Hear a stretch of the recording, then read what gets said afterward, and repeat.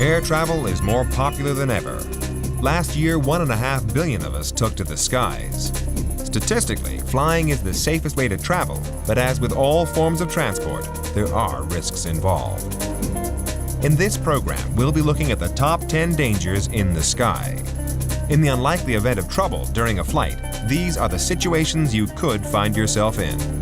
From physical assaults, he actually physically took me and threw me across the galley, to deadly medical conditions. I began doing research, and the more I found, the more horrified I was at how many victims there are. And from secret killers, if a group of workers is exposed to the same types of radiation levels as nuclear workers, that they should be informed of that risk. to disasters waiting to happen. If it happens over London or Chicago, that will spell disaster. If you travel by air, this is the program you cannot afford to miss. It might just save your life. If people followed those simple safety precautions, then there wouldn't be fatalities.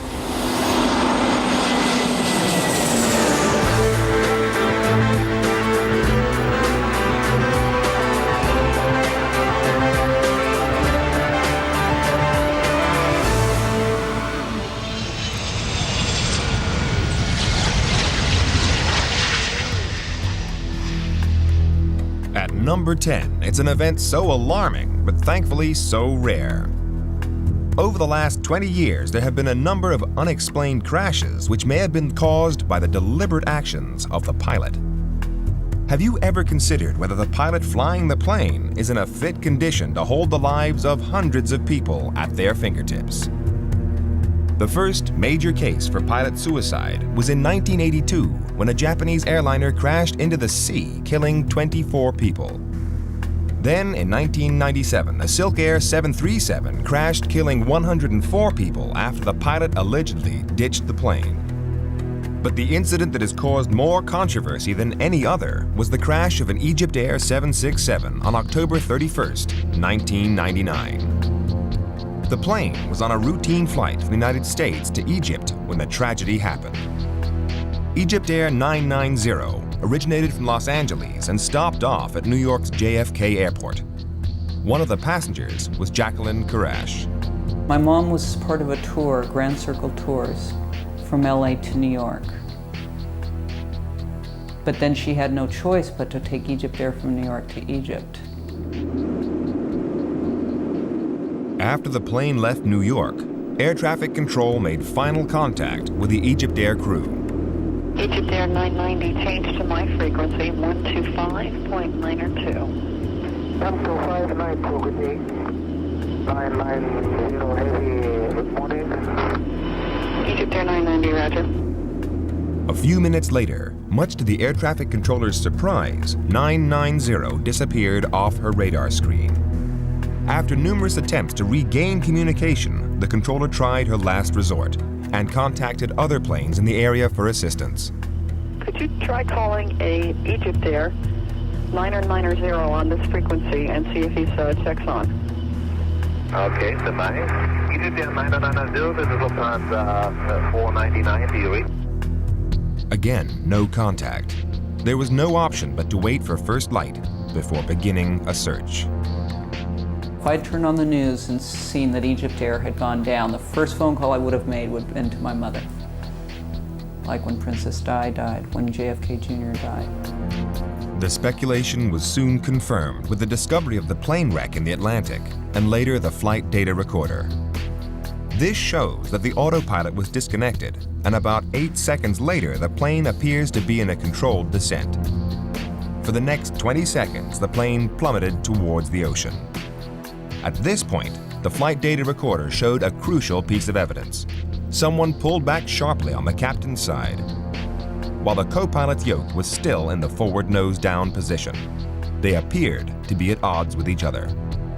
If one pilot is pushing in one direction on the yoke and the other pilot is pulling in the opposite direction, because of the way the flight control system is put together, you can actually produce a circumstance where one of the elevators goes up and one of the elevators goes down. The only way that that could happen would be some sort of a pushing force and pulling force on the flight controls up in the cockpit. There'll always be that question.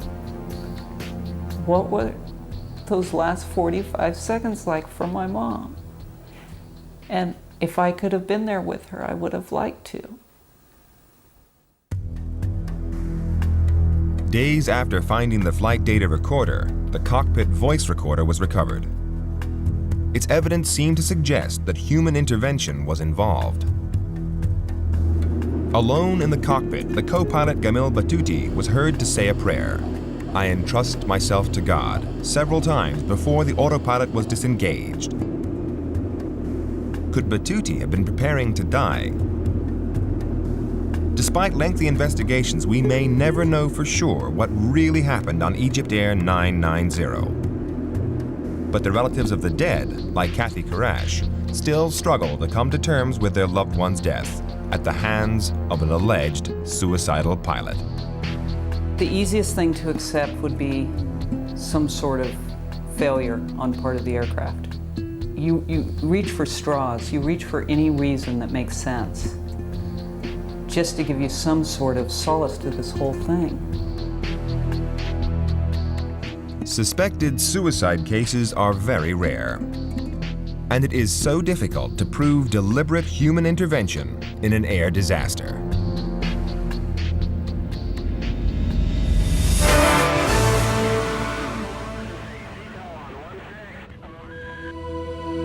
At number 9 is another unexpected killer, but you'll need to fly a lot of miles to suffer the effects. As aviation technology advances, commercial planes are able to fly at higher altitudes. At these greater heights, aircraft can fly faster and use less fuel, reducing flight times and saving the airlines money. However, flying so close to the sun could pose an invisible danger to passengers and flight crews: cosmic radiation. Some research suggests that cosmic radiation may have serious health effects for frequent flyers and air crews, ranging from cancer to damaging an unborn child. Cosmic radiation is radiation that comes from the sun that can have negative health effects. And in most circumstances, that radiation is filtered out by the atmosphere.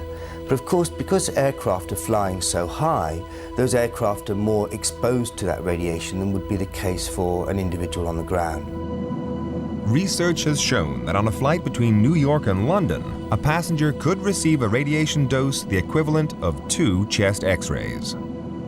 While there is no health threat from small doses of radiation, what is causing concern is long-term exposure. One of the most worrying effects of radiation is that it could possibly cause damage to an unborn child. As a flight attendant, Linda Baer was exposed to cosmic radiation for 14 years. Matt was born in 1988 with Down syndrome. I really just thought it was just one of those things that was going to happen. It wasn't until years later I read some articles in the newspapers and discovered that the incidence of births with Down syndrome is quite a lot higher in cabin crew. I just really think that they should have been more aware, and they should have given us certain warnings and said that, it's up to you to make a decision. And I think that's the thing I feel strongly about, is that especially cabin crew now should be made aware of the risks involved in flying, frequent flyers as well. Radiation is obviously of great concern to flight attendants. The problem may be more serious for those flying regular long-haul routes. Flight attendants who fly polar routes or transatlantic routes, transpacific routes, are probably receiving cosmic radiation doses that exceed those acceptable limits for nuclear workers. And yet, in the United States, there's no requirement that they be informed of this exposure. The California Department of Public Health released the results of a report that they'd been working on. Female flight attendants had a 30% higher risk of breast cancer than the general population. Some believe pilots are also at particular risk as they spend long hours exposed to the sun's harmful rays. Cosmic radiation has come to our awareness, and we are concerned about it. The statistics clearly show that pilots have a higher incidence of some forms of these cancers that might be related to radiation. I'm certainly aware that people who fly a lot, and particularly the pilots, are exposed to increased doses of radiation. I see quite a number of pilots each year with skin cancers on their head and neck and on their arms. I was not a great sun worshipper. A year before I retired, I had 16, 17 little lumps cut out of me on one occasion and 5 more on the next occasion, one of which turned out to be a raging little cancer. You are sat there in the sun for hours at a time. The sun's rays up there would be more, shall we say, effective. While no one is sure of the effects of cosmic radiation, the European airlines have already taken action, but in the US, they have been slower to react. The European airlines have to ensure that a person's estimated radiation dose does not exceed a certain limit. The US airlines have not implemented any changes, and at the very least, you would think that if a group of workers is exposed to the same types of radiation levels as nuclear workers, that they should be informed of that risk.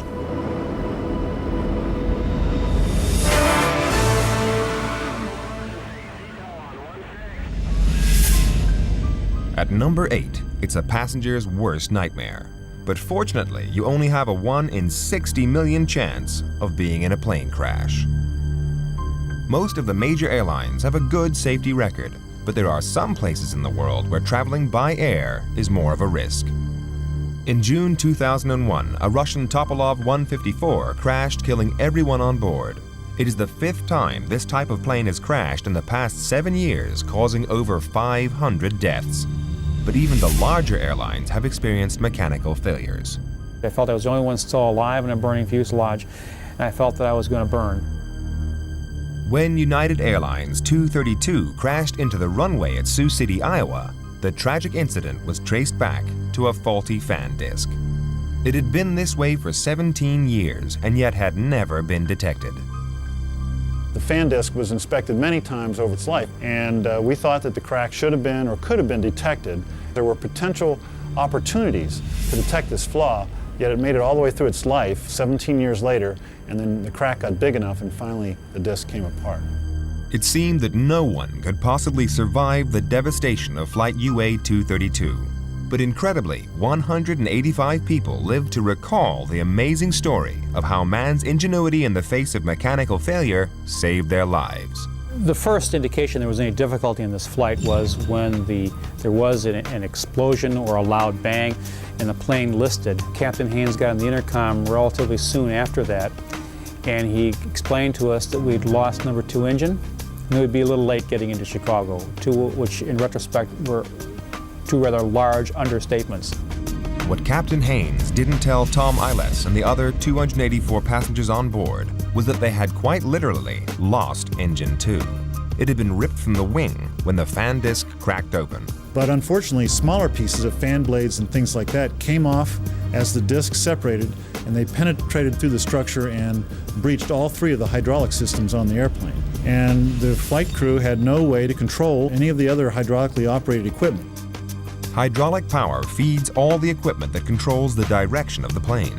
The pilot still had 2 engines working, but no means of maneuvering the aircraft. It was like trying to drive an automobile without the steering wheel. It seemed as if there was no hope, and they would soon plummet to their death. Incredibly, help was sitting just a few rows back from the cockpit in first class. There was a pilot by the name of Mr. Fitch, who was a DC-10 flight instructor, who was deadheading to Chicago. He was sitting in first class, and he volunteered to Captain Haynes to come up and assist. If anyone was going to save the plane from disaster, it was Captain Fitch, who had over 3,000 hours of experience flying DC-10s. By altering the power to the engines, Fitch could exert some control over the direction of the stricken plane. He found that putting more power to the engine on the right would bank the plane left. Alternatively, power to the left engine would move the plane right. Using that system, which is very crude, shall we say, they managed to steer the airplane approximately to an approach at Sioux City Airport. As Fitch struggled to reach the airport, Captain Haynes came on the intercom. He said, "I'm not going to kid you, this is going to be a very rough landing."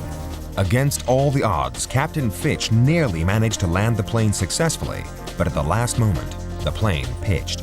The wingtip hit the ground, sending the plane cartwheeling into the air.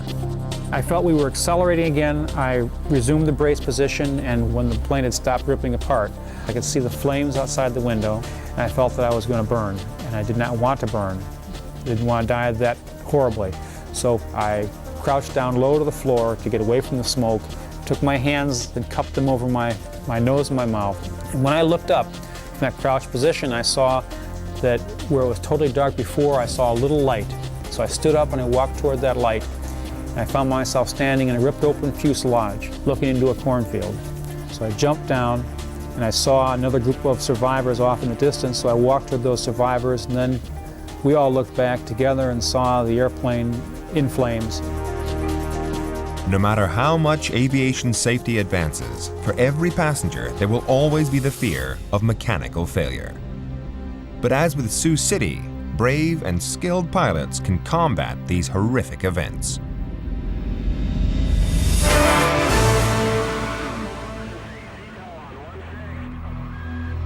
You may not experience a plane crash, but at number 7, it's the closest you'll get. With a record 600 million flights worldwide every year, runways are jam-packed, and the number of near misses between planes is rising. One of the most common types of near miss is runway incursion. A runway incursion is an event anytime that a aircraft or a vehicle or a pedestrian intrudes on the runway surface when it is being protected for another aircraft. The world's most deadly aviation accident was the result of a runway incursion. It happened on a Spanish island on March 27, 1977. 583 people were killed when two 747s collided on Tenerife runway. Runway incursions are a daily occurrence. In the US, they were 320 in 1999, and many people believe that it is only time before a tragedy on the scale of Tenerife happens again. Bravo, I think we're going to take you in the northern taxi lane. The working conditions for an air traffic controller become more stressful as you add more traffic, and as the system reaches capacity, it becomes more and more difficult to provide the service. If the number of airplanes continues to increase, something's got to give, and our ability to safely provide a service is really being challenged. One of the main reasons for the massive increase in air traffic has been the demand for frequent flights. Clear for takeoff, 17 right, American 454. For the last 30 years, we have accommodated growth in demand by making bigger airplanes. We just made them larger and larger and larger.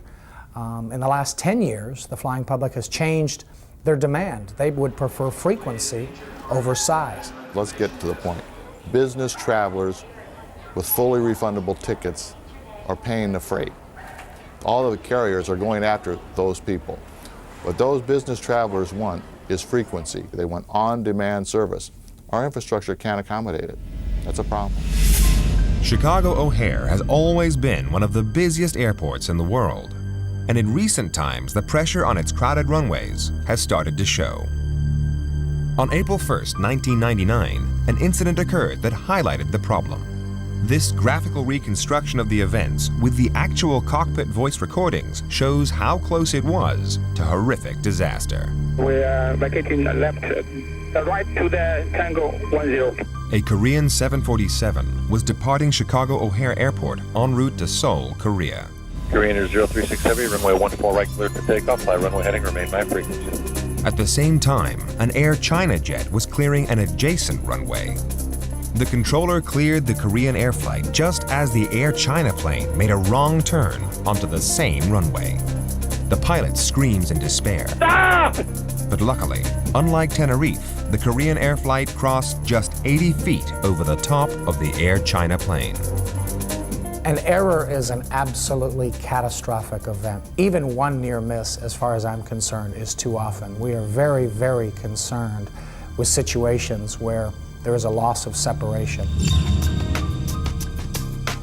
There are enormous pressures on air traffic controllers to minimize the gap between takeoff and landing. They're trying to put us closer together in both dimensions, have us closer in trail, and also reduce the vertical separation. I mean, there's that airspace, they're trying to get more airplanes in the same amount of airspace. However, there is hope.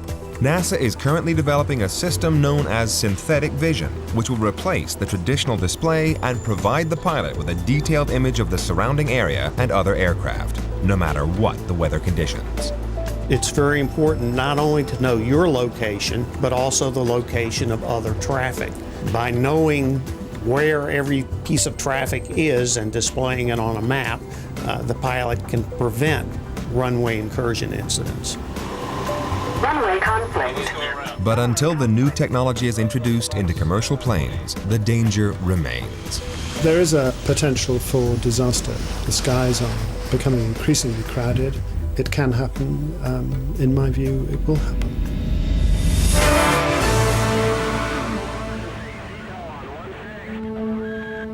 With all the dangers in the sky, it's not surprising that at number 6 is the fear of flying. According to research, 25 million Americans are scared of flying. I would have done anything to stop that plane, and I would have said anything to stop that plane. In a vast country like the US, flying is part of everyday life. But for those unable to fly, it could mean missed business opportunities and vacations. And don't think that the problem is confined to those who have never flown before. People can develop the fear after encountering frightening incidents, like near misses. The main reason why people are afraid of flying has to do with a theme of control. The person has to put themselves under the control of someone else, usually an unseen person at the controls of the aircraft. Dr. Forgione has been treating this phobia for over 20 years. In 1991, he took on a patient who would prove to be his most difficult yet. I was 12 years old when I remember that my family members were all excited about going on an airplane and I wasn't. And then I realized as I got through college and the years after college that I still wasn't getting on the airplane, that it became an intense fear. Even though Meredith had never flown, she developed a severe phobia. Over 10 weeks, she would undergo treatment, at the end of which she would take a graduation flight along with the other people taking the course. As graduation day approached, I was able to get on the plane with my classmates. I was able to take a seat, I was able to do the breathing and the relaxation, and I was watching the stewardesses as they were very kindly making us feel comfortable, but I wasn't feeling comfortable still. When the cabin door shut, Meredith was overcome with fear. I can still remember sitting in the seat of the airplane and feeling that feeling like a band is coming, a marching band in the distance. I can feel the drum roll and the brass, and all of a sudden everyone around me starts to look very peculiar, like small, miniature almost. She was suffering from a severe panic attack. My heart just starts to really, really pound. And all of a sudden, I can't breathe, I can't swallow, I can't seem to turn my head, I can't focus, and all I feel is this intense fear that I just need to run away from everything that's around me. And I remember turning to the people around me and saying, I need to get off, I need to get off. The waitresses started to say to me, what are you doing? You need to sit down, you need to have your seatbelt on. And they were quite concerned, and I remember they gathered around me, and I pushed right through the stewardesses, right up to the pilot, and I said, you have to get me off this plane right now. I remember the pilot looking over his shoulder and saying, she needs to get off this plane. I would have done anything to stop that plane, and I would have said anything to stop that plane. Fortunately, the captain taxied the aircraft back to the gate and let Meredith off the plane. The unfortunate part about this is that this causes greater problems because now the person learns that they can control the airplane with their fear. And that, of course, delayed her treatment to some degree. Despite this terrible setback, Meredith was determined not to be beaten by the fear. It took at least 2 years to feel anything like I could even think about trying again after that defeat. So what I needed to do was to rebuild my confidence. And I can even remember laying down in the grass and looking up at the sky and watching airplanes fly overhead and thinking, someday I will do that. And I think I said it to myself just enough times that I got back in the saddle again and said, all right, let's give it a shot. So I got on the airplane and thinking, all right, so far so good. And I got myself a seat over the wing and I thought, this is good. And I watched the other people board the plane. My heart was still pounding at a normal rate. I was still swallowing and I was still breathing. And then I imagined myself in the clouds. And before I knew it, the door closed and I felt the airplane start to back up. And I felt tremendous excitement. And it was all that same kind of nervous energy, but this time put towards something positive. By the time takeoff was there, I experienced exuberance, unbelievable joy. And by the time I was in the clouds, I was just weeping on the inside and weeping on the outside. She had a fear that lasted maybe 30 years, 25 or 30 years, and our treatment took 10 years. The success for her is a major success because it affected every part of her life. I had now joined that club that I felt I had no membership to prior to that, and feeling like I was going to now be able to see places that I'd only ever dreamed of seeing.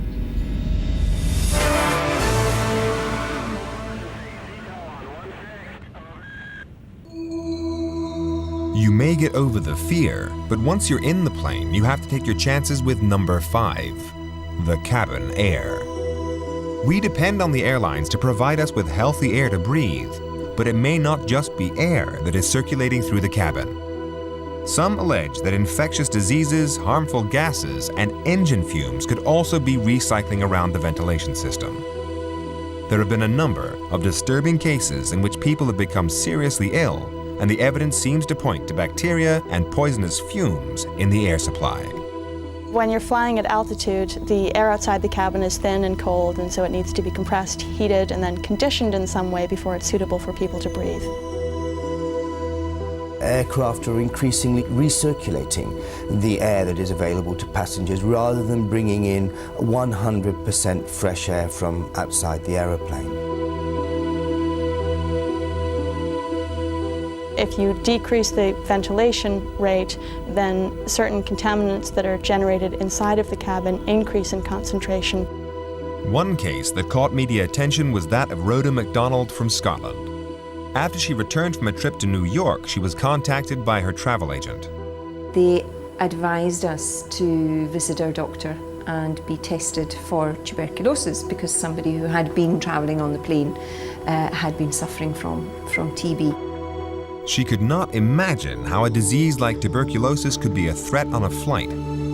But as instructed, she went along for the test.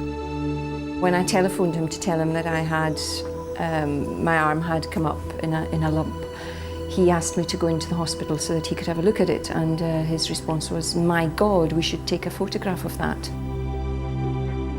One possible cause is that the TB virus was passed around the cabin through the air supply. I was sitting in row 10 in business class and she was in row 25 economy. I wasn't in economy at any point during the flight, and as far as I know, economy passengers didn't pass through the business class section. So the only way that I can think I contracted this from this woman would be through the air system. This has never been proven, and opinions are sharply divided as to the effectiveness of cabin ventilation. What's significant about the tuberculosis case is that it's pretty evident that the ventilation systems have not been adequate. It is not only disease and infection that may be recycled round the cabin.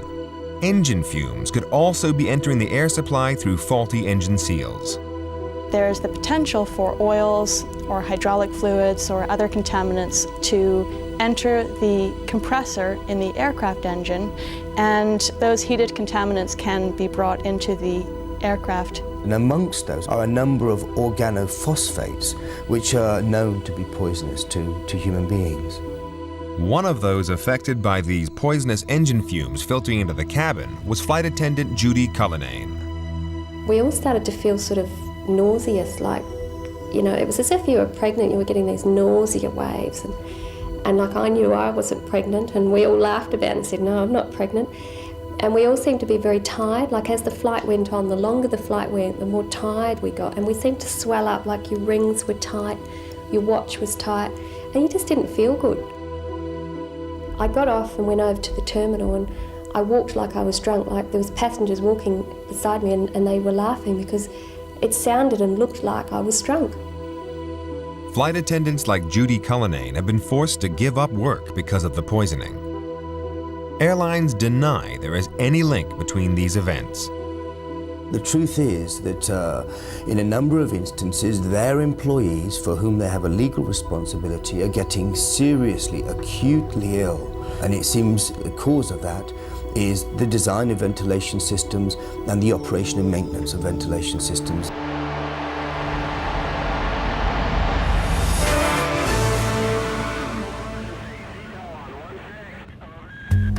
At number 4, it's been out of the news for many years, but now it's back. It's hijack. Modern airline passengers may believe that hijackings are a thing of the past, but if you're jetting off to a foreign land, you now run a greater risk of being part of a terrifying ordeal. I did actually think at one point that I was going to die. I really thought I'm going to have to brace, accept this as a possibility. Recently, there has been a surge in the number of hijackings. In 1999, an Indian Airlines plane was seized and the 150 passengers held hostage. Amazingly, the Indian government gave way to the hijackers' demands and they let them escape in return for the safe release of the hostages. This event has resulted in an alarming increase in hijackings. Currently, up to 3 planes are seized worldwide every month. 2 factors principally responsible for the number of hijackings we've seen around the world. That is complacency on the part of either the airline or the airports providing the security at the point of origin of a hijacked aircraft, and opportunism. There are a substantial number of hijacks where someone simply turns up at the airport and seizes that aircraft in flight. One such frightening incident occurred on a British Airways flight from Gatwick to Nairobi in December 2000. Mosaic artist Celia Gregory from London, England was embarking on a dream holiday to Zanzibar to celebrate the millennium. I think we were about kind of 5 hours, 6 hours into the flight, and I was just relaxing, listening to music. I can just remember it felt like the plane was going into turbulence.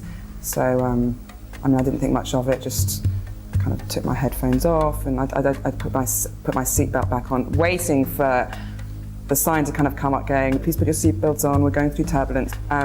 This didn't happen. What Celia and the other passengers didn't know was that a man had entered the cockpit and was fighting with the crew to take control of the plane.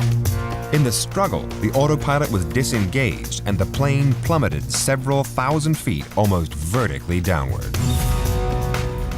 I can just remember more this feeling of this juddering of the aeroplane, which is that because the plane was dropping at such a severe angle, which it physically isn't meant to go at, it sounded like it was almost going to break apart. We're not being informed about what's going on, which is incredibly worrying because you'd think that they'd let us know what was happening. You start to take on board the possibilities. I thought, I can't possibly be dying in an aeroplane crash. That's just not my destiny. I really can't see myself kind of, oh my God, maybe I am going to die in an aeroplane crash. Maybe I am going to go down with all these people on this aeroplane. For that moment, I thought I could possibly die and felt this very strong feeling of letting go, which is the sense of, well, there's absolutely nothing I can do about it. And if that's going to happen, then that's what's going to happen. The struggle continued in the cockpit. The plane was unable to cope with this angle of descent. Without intervention, it would soon explode into flames. And then some oxygen masks fell out of the ceiling, and I think this is when people really started to panic. Then, with just 3 seconds to spare, the man was restrained and the pilot managed to pull the plane out of the dive. The pilot came over the speaker saying, oh my God, he was really panicked. Oh my God, a madman has just attacked the pilot, but it's okay now, he's been restrained and it's all okay. That was the kind of first moment we knew what was going on. Soon after, the passengers of Flight 2069 realized how close they had come to death. It instigated me to make changes in my life that would make me be able to live that life more. You've got to grab what you have now because it could be gone like that. New scanning technology will be introduced in the next few years that will make it harder than ever to take any sort of concealed weapon or bomb onto a plane. However, this will not stop an incident like the one Celia Gregory experienced, when this man tried to hijack the plane using physical force.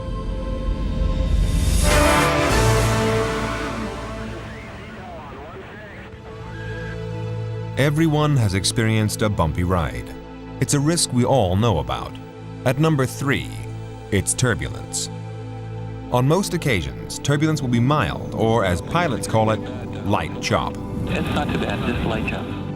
However, if a plane is hit by severe turbulence, the story can be very different. I thought we were going to die. The plane would just hit the ground and we all be gone. Since 1980, 24 people have been killed by turbulence. One fatality was on a United Airlines flight from Tokyo to Honolulu. The United plane hit what is known as clear air turbulence, or CAT for short. CAT cannot be seen by the human eye or detected by radar. It is, in essence, an invisible killer. Clear air turbulence occurs in completely clear air, so that there are no atmospheric indicators like clouds or other sorts of formations which might give away the presence of clear air turbulence. You can't detect it with the onboard radar or the eye. There may be no visual radar cues and the airplane gets noticeably upset and people inside can get hurt. Erica Earle was on a flight from Miami to San Francisco when the plane encountered mild turbulence. We got up in the air and shortly after that we incurred turbulence. Not too bad, but still it was a very bumpy flight. Then, without warning, the plane hit severe clear air turbulence. It felt like a huge free fall. I thought that the plane would actually hit the earth. People just screamed. There was just panic and fear. It was chaos. They dropped 1,000 feet in a matter of seconds. The man sitting next to Erica didn't have his seatbelt fastened and was thrown in the air. He hit the ceiling of the cabin, and as the plane leveled out, he landed on top of Erica. He came falling on me, so something hard hit my chest. He scraped my face and cut my lip.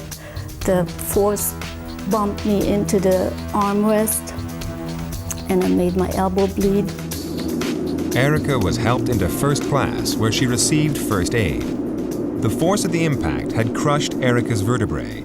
She still suffers from acute back pain and is on constant medication. This flight has changed my life dramatically, really. And I wish it would never have happened. There have been no real advances in aircraft radar technology since the Second World War. But there has been a breakthrough.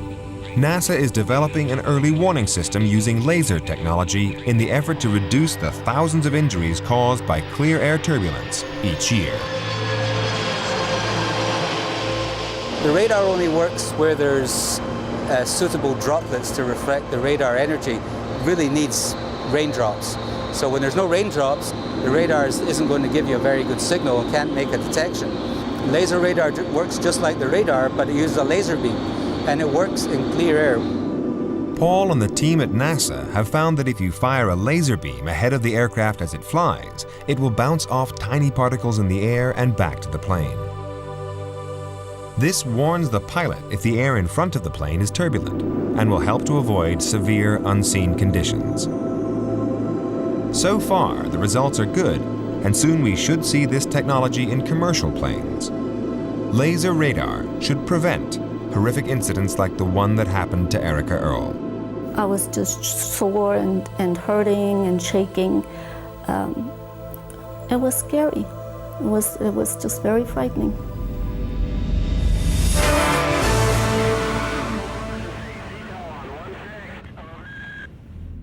Unlike turbulence, you won't feel this on an airplane. At number 2, a common medical condition could be killing thousands of passengers every year. Until now, this deadly phenomenon has gone unnoticed. Each year, millions of people suffer from deep vein thrombosis, a condition that occurs when blood clots form in the veins. The consequences can be fatal if part of the clot breaks off and moves to the lung. It has emerged that many people who have suffered from this condition had recently been on long flights. John Skerr of Stamford Hospital, near Heathrow Airport, London, was one of the first people to detect this link. I've been aware of the fact that a number of patients coming to see me with clots in the leg have made long-distance flights from America or Australia. John's research indicated that sitting in the same confined position for a sustained period of time, combined with flying at altitude, are contributing factors to the condition. 29-year-old Eamon Tolland was a fit and healthy management consultant. After a short business trip, he boarded a flight from Hong Kong to London.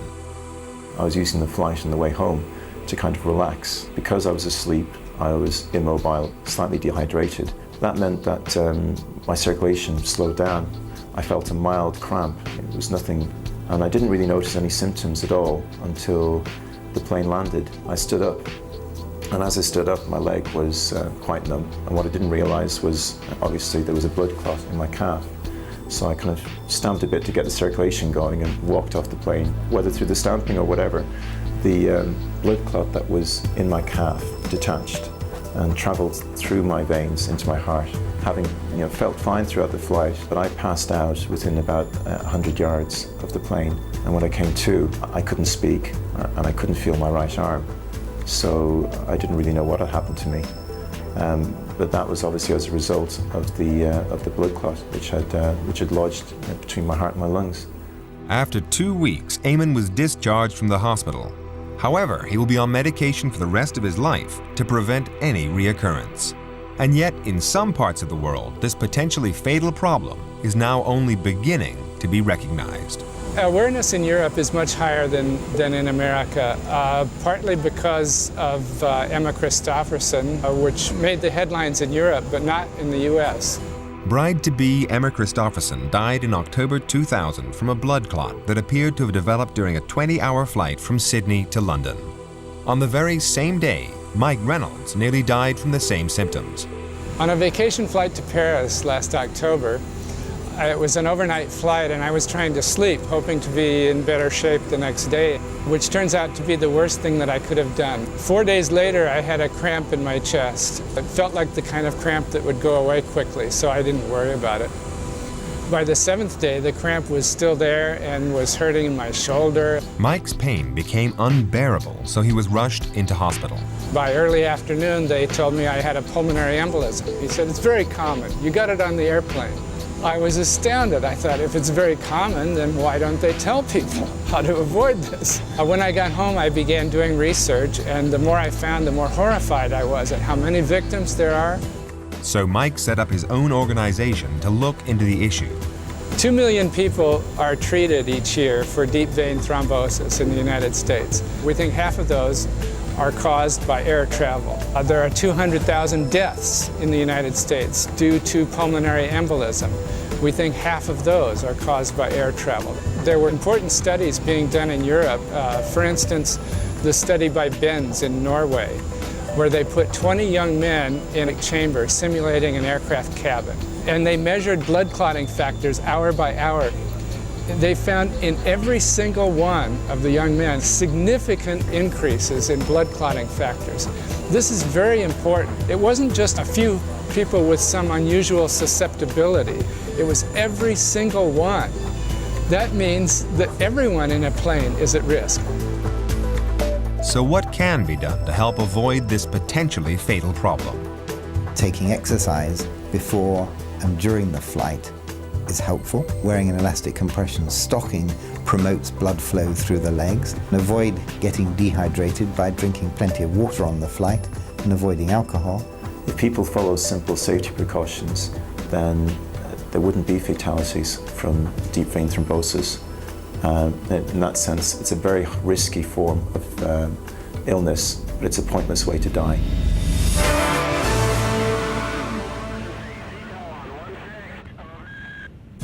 It's been on the increase for the last 10 years, and now it's the #1 threat to passengers.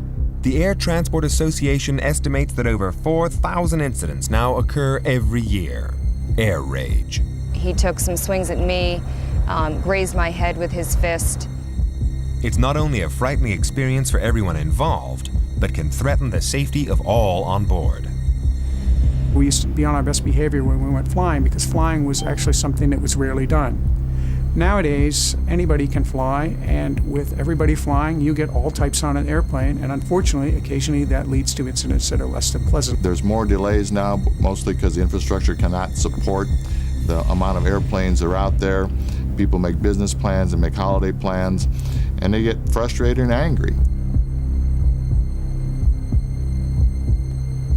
In the last 10 years, there have been an alarming number of assaults on flight attendants.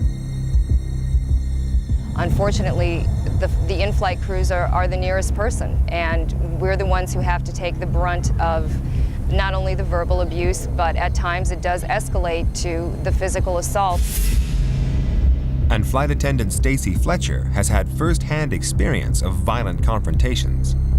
In March of 1997, I was on board a flight from Washington Dulles to Amsterdam, and about 2 hours into the flight, a female passenger came up and requested to have her seat moved. She was traveling with her boyfriend, and she relayed to us that he had had some drinks, and in the past, when he'd had alcohol, he'd become violent with her. So, concerned for her safety, we went ahead and moved her, and the situation seemed to be under control. About 45 minutes later, she stated that he had her passport. Jim Koemans, who was the Dutch speaker on board the aircraft, approached the man and requested that he turn the passport over to them. He responded with, "If you try and take it, I'll beat you up." At that point, the flight crew knew they had a serious problem on their hands. Sort of out of nowhere, this gentleman came yelling, pushing, shoving, swinging. He took some swings at me, grazed my head with his fist. At this point, Jimmy tried to intervene. He turned and went after Jimmy. As he was lunging for Jimmy, I just did the only thing that I could think to do, and that was run interference there. And at that point, he actually physically took me and threw me, and I hit the wall. Fortunately, there were 2 military personnel on board who answered a call for help.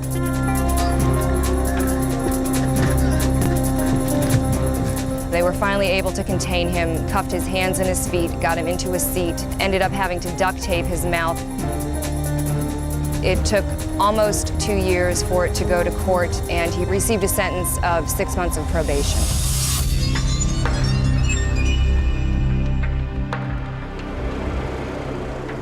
If you do behave badly while 35,000 feet up in the air, then you've got a good chance of meeting this man, Sergeant Donald Gagner of Bangor City Police Department. 710 and 721. Personally, I've been involved in about 15 incidents of air rage. Sergeant Gagner patrols Bangor International Airport, which deals with more air rage incidents than anywhere else in the world. Bangor's geographical location means that it is the first airport on the transatlantic routes for most of the major carriers, and combined with its 2-mile runway, makes it the airport of choice for pilots wanting to drop off disruptive passengers.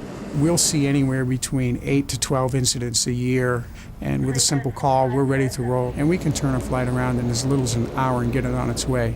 At most of the larger airports, you'd be taxiing on the ground and waiting for a gate for that period of time. Bangor's resources were tested to the limit on May 18, 2000, when unbelievably they had to deal with 2 air rage cases on the same day. At 12 o'clock, we had an encounter with Mr. Sibley. Threatened several people. One of them, he threatened to break his arm, and he was subdued, and 3 people sat on top of him, his hands tied behind his back with a flex cloth. They stayed in that position for over 2 hours. 4 officers physically had to remove him. Put your other hand on the glass, please. Suddenly at 3 o'clock, British Airways dropped in to leave 2 customers behind.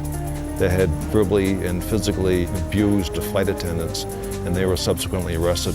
It was an interesting day, that Friday the 18th. But it's still the flight attendants who have to deal with these incidents while in the air. I think the company is ultimately responsible for the safety of its ground staff, its in-flight crew, its cockpit crew, and the passengers that board the airplanes. And until they're willing to take on that responsibility, I see the incidents continuing to rise.